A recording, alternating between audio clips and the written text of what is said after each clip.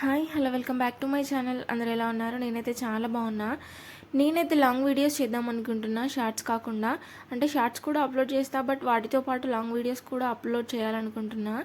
ఎందుకంటే యూట్యూబ్ కొత్తగా రూల్స్ తెస్తుంది కదా, 2027 నుండి 8000 అవర్స్ 1 ఇయర్లో అయినా రావాలి, లేదు అంటే 20 మిలియన్ వ్యూస్ 90 డేస్లో అయినా రావాలి.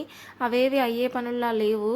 సో టైం అయితే ఉంది మొత్తం. ఇంకా దానికోసం అయితే నేనైతే ఇంకా లాంగ్ వీడియోస్ అయితే పోస్ట్ చేయాలనుకుంటున్నా. టైం అంటే ఎంత ఉంది అంటే, ఓన్లీ ఇప్పుడు ఆగస్ట్ తీసేసినా కూడా సెప్టెంబర్, అక్టోబర్, నవంబర్, డిసెంబర్, జనవరి ఇలా 5 మంత్స్ అయితే ఉన్నాయి. అందులో జనవరి కూడా కౌంట్ లేదనుకోండి. ఫిబ్రవరి నుండి ఎలాగూ 2027 రూల్స్ వస్తాయి కాబట్టి మనమైతే డిసెంబర్ లోపు 4000 అవర్స్ ఇంకా 1000 సబ్స్క్రైబర్స్ అయితే ఎలాగైనా తెచ్చుకోవాలి. అప్పుడే సక్సెస్ అవుతా. ఇంకా చూడాలి ఏమవుతుందో ఏమో. అదేంటో అన్లక్ ఎప్పుడు మన వైపే ఉన్నట్టు అనిపిస్తుంది నాకైతే, నా వైపు. ఎందుకంటే నేను ఏదైనా సిన్సియర్గా ట్రై చేద్దాము అనే టైంకి అది ఖచ్చితంగా ఇలాగే బెడిసి కొడుతుంది. సో చూడాలి ఎలా అవుతుంది అనేసి. నేనైతే ఇక్కడ మార్నింగ్ లేచి చిక్కుడుకాయ కర్రీ చేస్తున్నా, ఒకవైపు రైస్ పెట్టేసిన.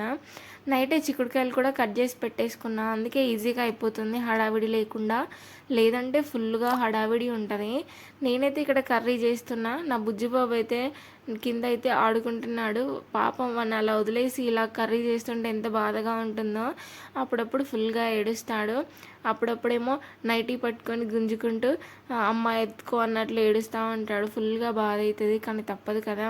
ఇక్కడ చిక్కుడుకాయ కర్రీ అయితే సింపుల్గా చేసా. ఇంతకీ నేను సక్సెస్ అవుతా అంటారా? మీరే కమెంట్లో షేర్ చేయండి.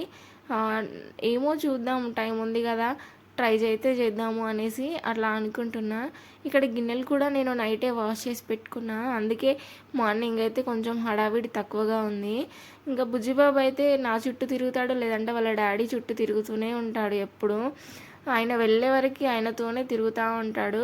ఇంకా ఇక్కడైతే ఇంకా ఫైనల్గా ఎత్తుకోవాల్సిన సిచ్యువేషన్ వచ్చేసింది. ఇంకా కొన్నిసార్లు తప్పదు, ఇలా ఎత్తుకొని వంట చేయాల్సి వస్తుంది. ఇంకా ఏం చేస్తాం, వాళ్ళ డాడీ ఏమో స్నానంకి వెళ్ళారు. ఆ టైంలో కూడా ఆయన చుట్టే వెళ్ళిపోతాడు. అందుకోసం అయితే ఎత్తుకున్నా. ఇంకా ఇక్కడ రైస్ కూడా అయిపోయింది. నరేష్ కోసం బాక్స్ పెట్టేసా. అదేంటో బుజ్జిబాబు అయితే ఇంటి నిండా మొత్తం బొమ్మలే పరిచేస్తాడు.